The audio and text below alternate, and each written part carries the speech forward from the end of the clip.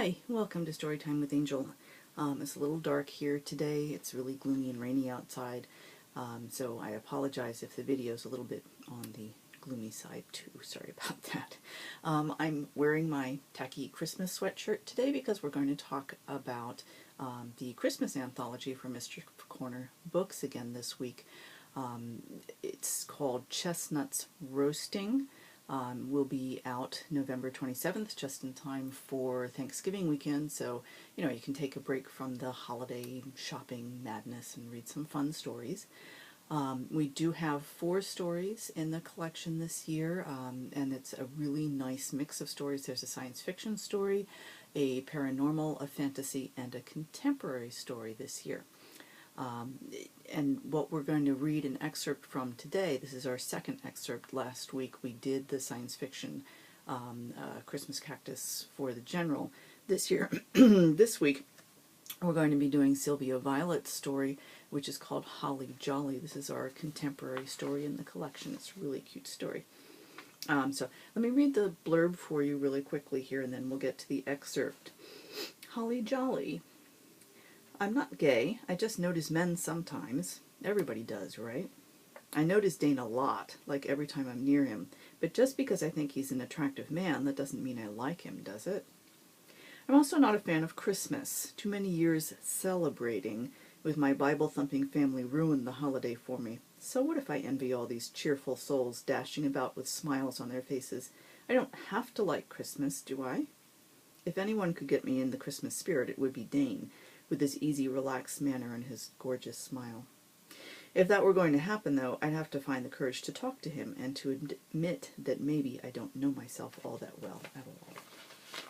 All right. So this is the excerpt from Holly Jolly by Sylvia Violet, Chestnuts Roasting Anthology, the Mischief Corner Books Christmas Anthology for this year, coming out November 27th, and this is from the beginning of the story.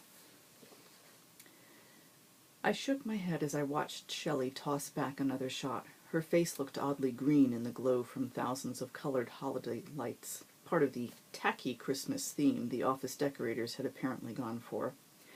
Shelley's day had been hellacious. No one could deny that, but getting trashed at the office Christmas party wasn't going to get her any closer to the promotion that she wanted.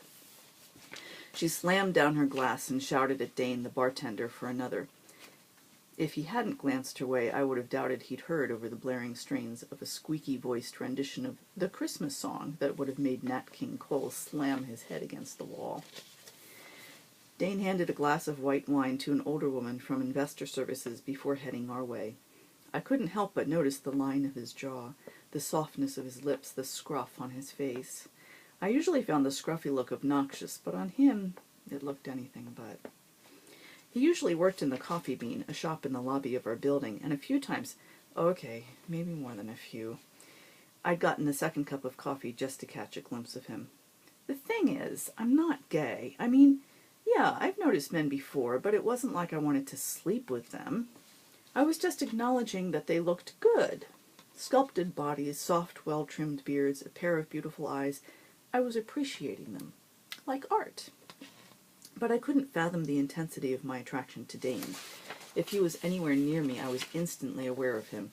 And when I thought about him, about what it would like to... No, I didn't need that kind of complication. I no longer believed it was wrong to be gay, despite what my parents had drilled into me as a kid. It just wasn't me. I'd been through enough changes in the last 2 years. I'd cut myself off from my family, from their expectations, from most of my childhood friends. I couldn't pretend to be who they wanted me to be. Once I'd gotten away, thanks to a scholarship from LSU that allowed me to transfer from the Bible college my parents had sent me to, I realized I was absolutely right to have doubts about the beliefs I'd been forced to swallow. I stopped going to church. I started voting for liberals. I even indulged in alcoholic beverages, and after waiting longer than one might have thought possible, I had sex out of wedlock.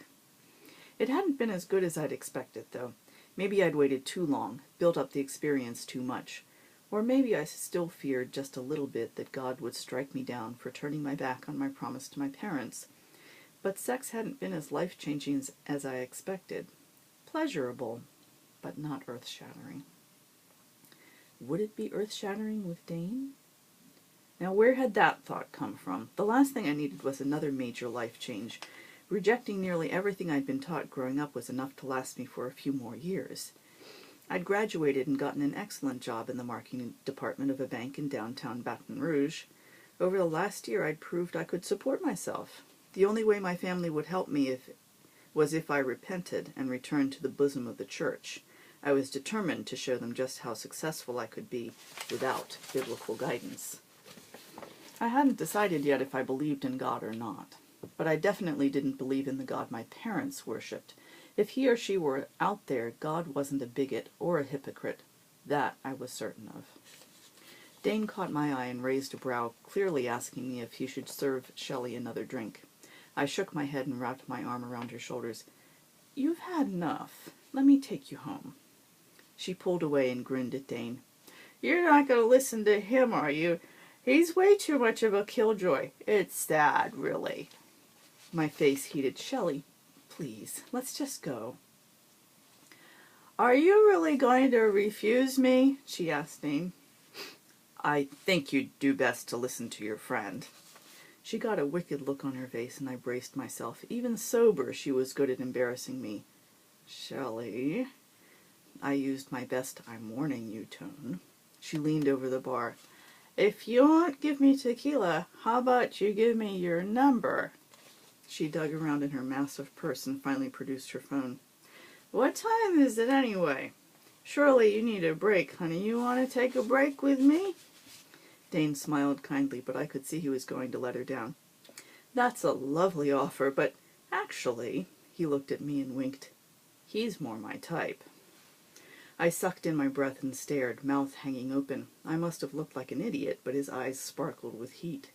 My cock started to harden. What the fuck was going on with me? Shelley punched my arm. Why don't you go for it then? Might loosen you up. I stared at her like she'd grown another head. She laughed loudly, attracting more attention. I'd be happy to watch. What the fuck? Shelley, you really need to let me take you home. She shook her head. No way. If the shits in management are going to screw me, at least I can take them for all the free tequila I can get. Don't ruin your career over a couple of asinine comments. Dane nodded. He's right. Let him take you home, or at least somewhere else. You don't want to do this at work. Her eyes filled with tears. It's so fucking unfair. Dane patted her arm. I'm sure it is, but screwing yourself won't make it any better. You're positive you don't want to screw me instead? She asked. I couldn't help being embarrassed for her, but the truth was she was that blunt sober, too. Sorry, darling, and no, I won't do him in front of you either. I choked on the swallow of soda I'd just taken. Look, Dane shook his head. Get her out of here. We can talk later. I helped Shelley get to her feet and kept my arm around her so she wouldn't fall. Tom, it was Dane calling me. I hadn't realized he knew my name. I turned around. He handed me a folded napkin. Later, he mouthed. When I had Shelley tucked into the passenger seat of my car, I pulled the napkin out of my pocket and looked at it as I walked toward the driver's side. His number was scrawled on it with the message, "Call me." Oh my God, he actually did want to go out with me. Okay, more realistically, he probably wanted to sleep with me, but I'm not... Oh, really? So why did your cock get hard when he looked at you? Alrighty, and that's the excerpt from Holly Jolly.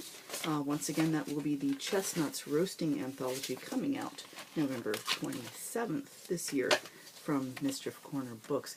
We'll do another excerpt from the anthology next week, next Thursday. We're going to kind of do a run-up until the release. And next Tuesday, hopefully I'll have something else to read for you. I'm not sure what yet. I will see you next week. Thanks for listening.